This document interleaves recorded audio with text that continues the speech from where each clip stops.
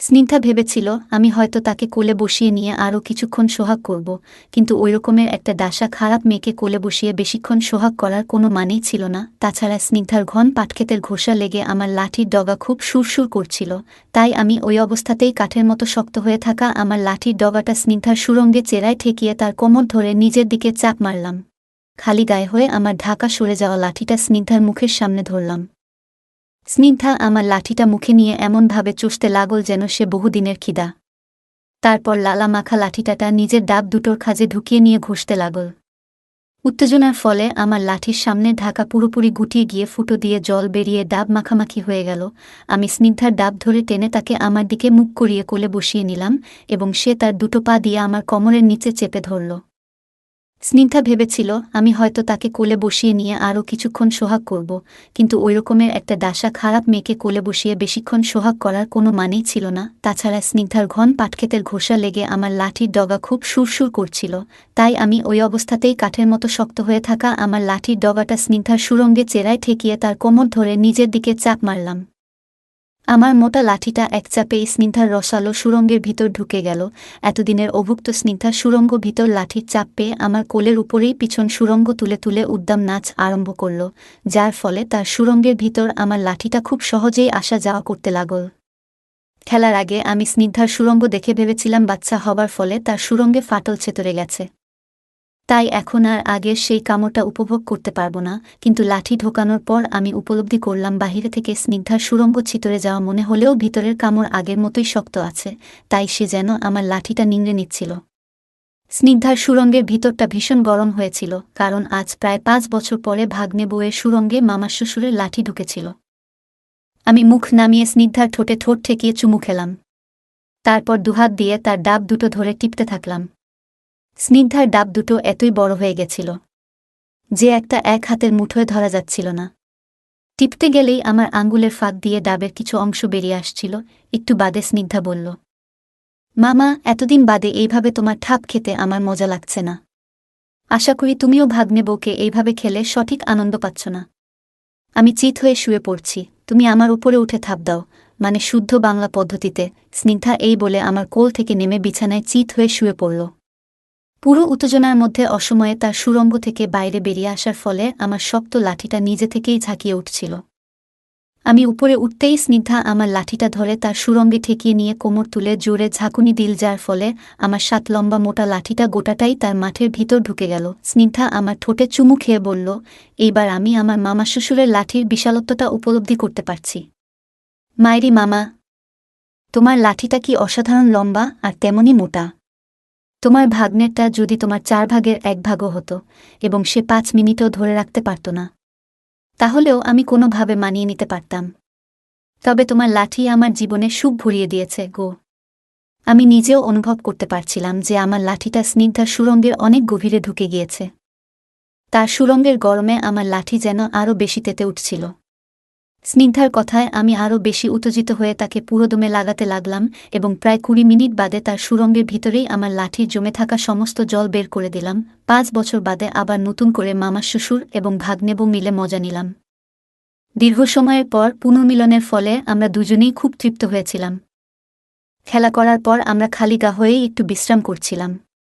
সেই সময় স্নিগ্ধা আদর কাড়িয়ে বলল, মামা, আমরা দুজনে টানা 2 বছর ধরে স্বামী স্ত্রীর মতোই খেলা উপভোগ করলাম। তারপর তুমি আমার পেট বাঁধিয়ে দিয়ে আমার মেয়ের বাবা হয়েও গেলে, কিন্তু আমরা দুজনে কোথাও হানিমুনেও গেলাম না। তোমার বোকা ভাগ্নের কথা না হয় ছেড়েই দিলাম, কিন্তু তুমিও তো তোমার প্রেমিকার সাথে খেলা করলে না। চলো না মামা, আমরা দুজনে কোথাও ঘুরে আসি, যেখানে শুধু তুমি আর আমি থাকব, আর কেউ থাকবে না। আমার বোকা জামাইও নয়। আমি স্নিগ্ধার ডাব দুটো কচলে দিয়ে হেসে বললাম, জান, তুমি তো আমার মুখের কথাটাই কেড়ে নিলে। আমিও তো তোমায় সেই প্রস্তাবই দিতে চেয়েছিলাম। তবে তোমার জামাই তোমায় আমার সাথে ছাড়তে রাজি হবে কি? স্নিগ্ধা মুখ ভেঙচিয়ে বলল, হুম। সে আবার রাজি হবে না মানে? যা নিজের বউকে লাগার ক্ষমতা নেই, তার আবার রাজি হওয়ায় বা না হওয়ায় কি আছে? তাছাড়া সে তো নিজের বউকে তোমার প্রেমিকা আর তোমার মেয়েকে নিজের মেয়ে বলে মেনেই নিয়েছে। তাই মামা, তুমি নিশ্চিন্ত থাকো, তোমার সাথে হানিমুনে গেলে সে কোনোই আপত্তি করবে না। আমরা দুজনে পরস্পরের খেলার মাঠ পরিষ্কার করে নিজেদের পোশাক পরে নিলাম। কিছুক্ষণ বাদে ভাগ্নে বাড়ি ফিরে আসল। আমি তাহাকে আমাদের মধুচন্দ্রিমার কথা জানালাম এবং সৌজন্যতার খাতিরে তাকেও আমাদের সাথে যেতে বললাম। ভাগ্নে আমার প্রস্তাব হেসে উড়িয়ে দিয়ে বলল, দূর, আমি কেন তোমাদের মাঝে কাবাব মেয়ে হাড্ডি হতে যাব? তোমরা দুজনেই মধুচন্দ্রিমায় যাও এবং চুটিয়ে ফুর্তি করো। তাছাড়া আমায় অফিসের কাজে কয়েকদিনের জন্য বাইরে যেতে হবে। আমি এই ফাঁকে কাজটা সেরে নেব, তাহলে তো আমাদের মধুচন্দ্রিমায় আর কোনো বাধা রইল না। আমি দীঘা ভ্রমণের কর্মসূচি পাল্টে পুরি করে ফেললাম, যাতে সৈকত শহর ঘোরার সাথে সাথে ট্রেনে ওঠার পর থেকেই মধুচন্দ্রিমা আরম্ভ করে দেওয়া যায়। সেই জন্য আমি ফার্স্ট এসি 2টি টিকিট কাটলাম এবং সৌভাগ্যক্রমে একটি 2 সাইকার কুপেও পেয়ে গেলাম। নির্ধারিত দিনে আমি স্নিগ্ধাকে নিয়ে ঠিক সময়েই হাওড়া পৌঁছালাম। ওই দিন স্নিগ্ধা সম্পূর্ণ পাল্টে গেছিল। তার পরনে ছিল জিন্সের স্লিম ফিট প্যান্ট এবং স্লিম ফিট গেঞ্জি, যেটা তার উদলানো সৌন্দর্যকে আরও ফুটিয়ে তুলেছিল। ওই পোশাকে তাকে নবিবাহিতা অনেক সুন্দরী লাগছিল এবং মনেই হচ্ছিল না সে এক সন্তানের মা। প্রিয় বন্ধুরা, কেমন লাগলো আজকের ভিডিওটি?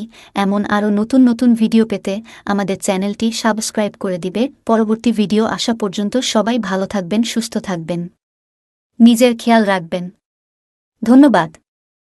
প্রিয় বন্ধুরা, কেমন আছেন সবাই? আশা করি সবাই ভালো আছেন। আজকে আপনাদের সামনে একটু সুন্দর ভিডিও নিয়ে হাজির হলাম।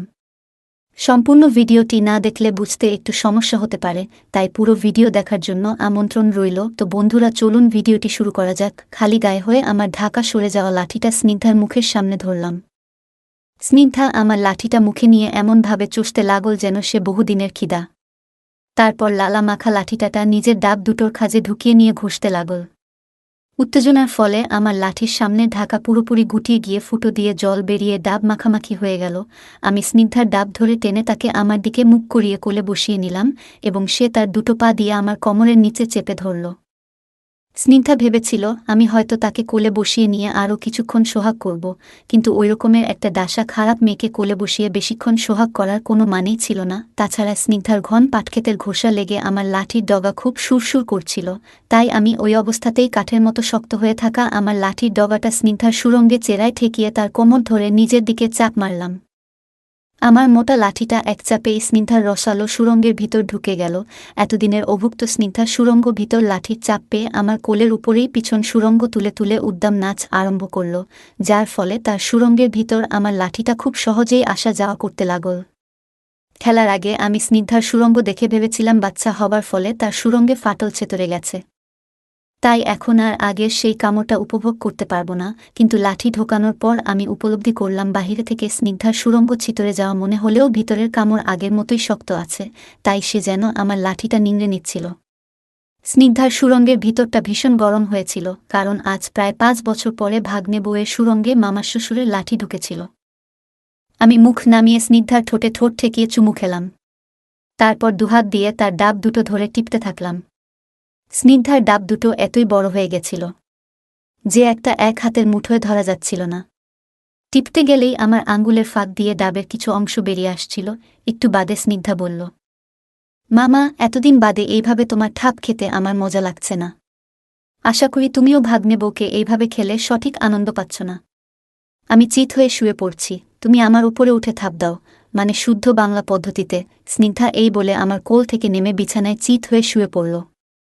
পুরো উত্তেজনার মধ্যে অসময়ে তার সুরঙ্গ থেকে বাইরে বেরিয়ে আসার ফলে আমার শক্ত লাঠিটা নিজে থেকেই ঝাঁকিয়ে উঠছিল। আমি উপরে উঠতেই স্নিগ্ধা আমার লাঠিটা ধরে তার সুরঙ্গে ঠেকিয়ে নিয়ে কোমর তুলে জোরে ঝাঁকুনি দিল, যার ফলে আমার 7 লম্বা মোটা লাঠিটা গোটাটাই তার মাঠের ভিতর ঢুকে গেল। স্নিগ্ধা আমার ঠোঁটে চুমু খেয়ে বলল, এইবার আমি আমার মামা শ্বশুরের লাঠির বিশালত্বটা উপলব্ধি করতে পারছি। মায়েরি মামা, তোমার লাঠিটা কি অসাধারণ লম্বা আর তেমনই মোটা। তোমার ভাগ্নেরটা যদি তোমার 4 ভাগের 1 ভাগও হতো এবং সে 5 মিনিটও ধরে রাখতে পারত না, তাহলেও আমি কোনোভাবে মানিয়ে নিতে পারতাম। তবে তোমার লাঠি আমার জীবনে সুখ ভরিয়ে দিয়েছে গো। আমি নিজেও অনুভব করতে পারছিলাম যে আমার লাঠিটা স্নিগ্ধার সুরঙ্গের অনেক গভীরে ঢুকে গিয়েছে। তার সুরঙ্গের গরমে আমার লাঠি যেন আরও বেশি তেতে উঠছিল।